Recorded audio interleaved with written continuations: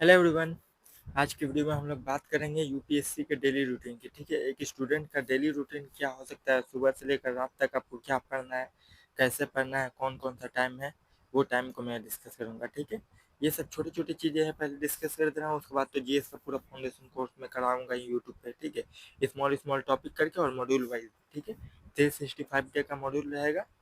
365 day का वो module पूरा देख लीजिएगा, आपको कोई भी ऑनलाइन क्लासरूम वगैरह देखने की जरूरत नहीं पड़ेगी। ठीक है, चलिए वीकली स्टडी प्लान की बात करते हैं। ठीक है, नो कॉलेज और जॉब। ठीक है, जो फ्री स्टूडेंट है उसके लिए। ठीक है, आप सुबह 6 बजे उठते हैं।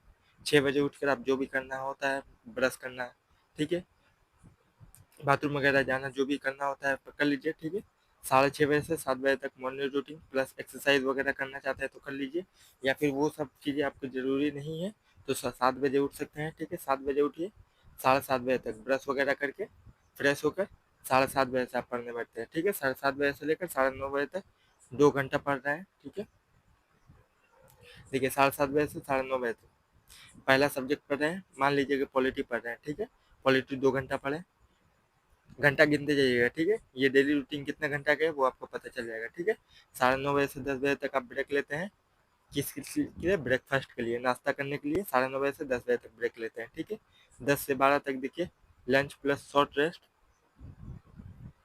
ठीक है, 10 से 12 बजे तक फिर देखिए 1 बजे से 2 बजे तक, 1 बजे से 2 बजे तक 1 घंटा पढ़े करंट अफेयर। ठीक है, 1 घंटा करंट अफेयर पढ़े, 1 घंटा करंट अफेयर आपको बेस्ट सोर्स मिल जाएगा बाजीराव एंड रवि में। ठीक है, मैं इसलिए बार बार करता हूँ क्योंकि मैंने 5 साल से बहुत सारा यूट्यूब चैनल पे करंट अफेयर का मैगजीन वगैरह सब कुछ को फॉलो करके देखा है। ठीक है, लेकिन बाजीराव एंड रवि का जो एक्सप्लेनेशन है वो सबसे बेस्ट है, मैं बोलूँगा। ठीक है, 1 बजे से 2 बजे तक करंट अफेयर, 2 से 4 बजे तक देखिए, 2 से 4 बजे तक सब्जेक्ट 3। ठीक है, यहाँ पे देखिए लंच प्लस शॉर्ट ब्रेक है। उसके बाद देखिए सब्जेक्ट 3, कोई भी एक सब्जेक्ट पकड़ लीजिए, दूसरा एक सब्जेक्ट पॉलिटी, पहले इकोनॉमी करिए। ठीक है, यहाँ पे पॉलिटी है, यहाँ पे 2 घंटा इकोनॉमी, इकोनॉमी हो गया। ठीक है, 2 सब्जेक्ट लेकर चलिएगा, डेली आपको 2 सब्जेक्ट पढ़ना है। ठीक है, 1 महीने तक 2 सब्जेक्ट करके पढ़िएगा, 1 महीने में दोनों सब्जेक्ट कंप्लीट हो जाएगा लगभग। उसके बाद देखिए 4 बजे से 5 बजे तक ब्रेकअप लेते हैं। ठीक है, ब्रेक लेते हैं। ठीक है, ब्रेक लेते हैं कुछ के लिए, कुछ चाय वगैरह पीने के लिए, कुछ सभी कोई जाते हैं वो चाय वगैरह पीने के लिए, या फिर घर में कॉफ़ी वगैरह बनाने के लिए, वो से 4 से 5 तक। ठीक है, 5 से 6 बजे तक फिर आप आंसर राइटिंग की प्रैक्टिस करते हैं, क्योंकि आपको सबको पता है कि यूपीएससी के एग्जाम में आंसर राइटिंग का कितना इंपॉर्टेंस रहता है। ठीक है, आंसर राइटिंग का प्रैक्टिस नहीं करिएगा तो आपका मेंस कभी भी क्लियर नहीं हो पाएगा। ठीक है, 3 घंटा के अंदर आपको कितना वर्ड का लिखना रहता है, 4,000 वर्ड का लिखना रहता है। ठीक है, वर्ड लिखना रहता है 3 घंटा के अंदर। 250 मार्क्स का पेपर, हर पेपर 250 मार्क्स का होता है, वो ऐसे ही नहीं लिखाएगा, बहुत सारा आंसर राइटिंग आपको करना पड़ेगा तभी जाकर होगा। ठीक है, शुरू शुरू में आप लिखते हैं तो आधा घंटा 1 घंटा लग सकता है, एक आंसर में 20 मिनट भी लग सकता है, लेकिन जैसे जैसे लिखिएगा ना आपका स्पीड बढ़ेगा, कंटेंट बढ़ेगा, सब कुछ दिमाग में सोचने की सलाहियत बढ़ेगी, सब कुछ बढ़ने लगेगा। उसके बाद देखिएगा 1-2 महीने तक लगातार लिखिएगा, उसके बाद देखिएगा 10 मार्क्स वाला क्वेश्चन 7 मिनट में लिख पाइएगा, और 15 मार्क्स वाला क्वेश्चन 10 मिनट के अंदर ही आप लिख पाइएगा। ठीक है, और एक ऐसे आप लिख रहे हैं तो 1 घंटा में ऐसे लिखने की कोशिश कीजिए। ठीक है, देखिए 5 से 6 घंटा, 1 घंटा हो गया। ठीक है, आंसर राइटिंग के लिए। उसके बाद देखिए 6 बजे से 7 बजे तक, 5 से 6, 6 बजे से 7 बजे तक रिवीजन कर रहे हैं। ठीक है, क्या रिवीजन किए, वो पहला वाला सब्जेक्ट और सेकंड वाला सब्जेक्ट जो पढ़ा है वो वाला पॉलिटी और इकोनॉमी को 6 से 7 बजे तक रिवीजन कर रहे हैं। ठीक है, 7:30 से 9 बजे तक डिनर और लाइट रीडिंग कुछ भी कर सकते हैं आप। ठीक है, डिनर वगैरह करें, थोड़ा सा फोन वगैरह भी चला सकते हैं। ठीक है, 7 बजे से 9 बजे तक, 10 बजे आप स्लीप हो सो जाइए। ठीक है, 10 बजे सो जाइए। देखिए कितना घंटा निकल रहा है, 2, 2, 4 और 2, 6 घंटा। और 6 घंटा कोई भी टॉपर से पूछिएगा तो 6 घंटा डेली रूटीन के लिए एकदम इनफ है। 6 घंटे से ज़्यादा आपको नहीं पढ़ना है।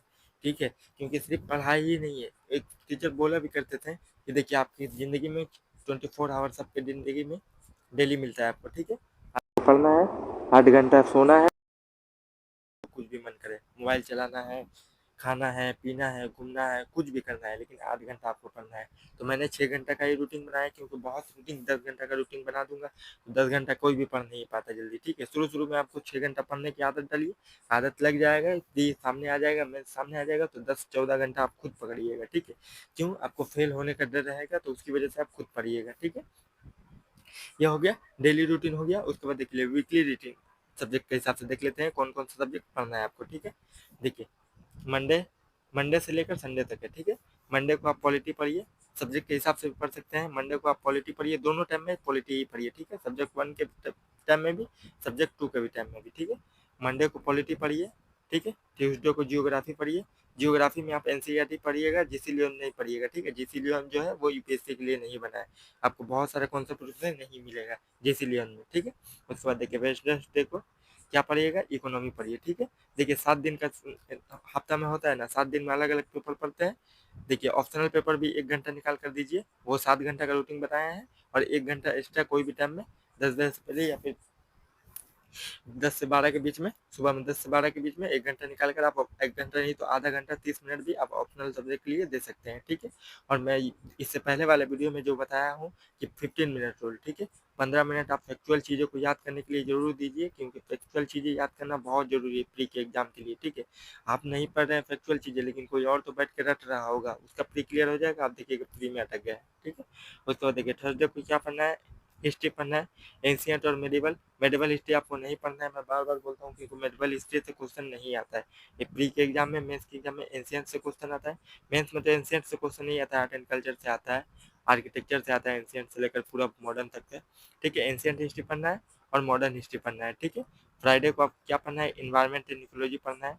ठीक है, फ्राइडे को सैटरडे को क्या पढ़ना है, मॉडर्न हिस्ट्री पढ़ना है। मॉडर्न हिस्ट्री यहाँ पे नहीं पढ़ना है, हिस्ट्री में ही आपको मॉडर्न हिस्ट्री पढ़ना है, यहाँ पे पढ़ लीजिए साइंस एंड टेक्नोलॉजी। ठीक है, साइंस एंड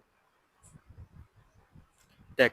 ठीक है, साइंस एंड टेक्नोलॉजी पढ़ना है आपको सैटरडे को। ठीक है, उसके बाद संडे को फिर से सबको रिवीजन करना है। ठीक है, और आधा घंटा 15 मिनट, आधा घंटा का वो बाजीराव एंड रवि का एनालिस्ट होता है, 3 बजे डेली अपलोड होता है। कोई भी टाइम निकाल कर मोबाइल जब चलाते हैं उसी टाइम आधा घंटा का देख लीजिएगा, उससे आपका मेंस का प्रिपरेशन जो है वो बहुत स्ट्रांग हो जाएगा। ठीक है, चलिए एक बार और वीकली को देख लेते हैं। देखिए मंडे को आपको पॉलिटी पढ़ना है। ठीक है, ट्यूसडे को जियोग्राफी पढ़ना है, जियोग्राफी में एनसीईआरटी पढ़ना है। ठीक है, पॉलिटी में लक्ष्मीकांत पढ़ते हैं या फिर एनसीईआरटी जरूरी है मेंस के लिए। ठीक है, वेडनेसडे में इकोनॉमी पढ़ना है, थर्सडे में हिस्ट्री पढ़ना है, एनसीआर भी आ जाएगा, मॉडर्न भी आ जाएगा और आर्ट एंड कल्चर भी आ जाएगा। ठीक है, फ्राइडे में इन्वायरमेंट एंड इकोलॉजी आएगा, सैटरडे को मॉडर्न हिस्ट्री, संडे को वीकली रिवीजन। ठीक है, बाकी जितना सब्जेक्ट आपने पढ़ा है उसको एक बार रिवाइज कीजिए। ठीक है, संडे को एक बार देखिएगा, ऐसे करते करते रिवीजन करते करते आपका रिवीजन इतना बार हो जाएगा, हर हफ्ता करते करते एक एक दिन करते करते आपका इतना बार रिवीजन हो जाएगा कि आपको चीज़ें बिना देखे ही याद हो जाएगी। ठीक है, पेज पलटिएगा ना तो सेकंड पेज में क्या है ऑटोमेटिकली आपके दिमाग में आ जाएगा, क्या सेकंड पेज में तो ये चीज़ें लिखा हुआ है, मुझे पहले से ही याद है। ठीक है, ऐसे करके रिवीजन कीजिए वीकली सब्जेक्ट के हिसाब से, आपका देखिएगा इम्प्रूवमेंट इतना ज़्यादा दिखाई देगा, किसी और बच्चे के मुकाबले में आपको बहुत इम्प्रूवमेंट मिलेगा। और हर चीज़ बात मैं बोलता हूँ, एक मेंस का क्वेश्चन, ठीक है, 1 या 2 मेंस का क्वेश्चन और 5 प्री का क्वेश्चन। ठीक है, प्री का कौन सा क्वेश्चन, आपने कोई भी कोचिंग सेंटर ज्वाइन किया होगा तो उसमें से वो लोग एक्सप्लेनेशन जरूर देते हैं। ठीक है, पीवाईक्यू का सॉल्यूशन जरूर प्रोवाइड करते हैं बुक के हिसाब से, वो बुक को देख लीजिएगा, 10 साल का एक्सप्लेनेशन। ठीक है, प्री और मेंस दोनों का एक्सप्लेनेशन जरूर देखिए, वो 5 करके डेली सॉल्व कीजिए, उससे आपका इंप्रूवमेंट बहुत होगा, कॉन्फिडेंस लेवल बहुत बढ़ेगा। क्योंकि आप चीज़ें पढ़ रहे हैं, आप पीवाईक्यू सॉल्व नहीं कर पा रहे हैं, ये बहुत बड़ी गलती है। ठीक है, कि आप चीज़ें पढ़ते जा रहे हैं लेकिन पीवाईक्यू आपसे सॉल्व नहीं हो रहा है, तो ऐसा पढ़ के क्या फ़ायदा कि जब यूपीएससी जो की रिक्वायरमेंट जो है वही पूरा नहीं हो रहा है। ठीक है, उसको पूरा करना बहुत जरूरी है, वो कैसे होगा, पीवाईक्यू के जरिए होगा।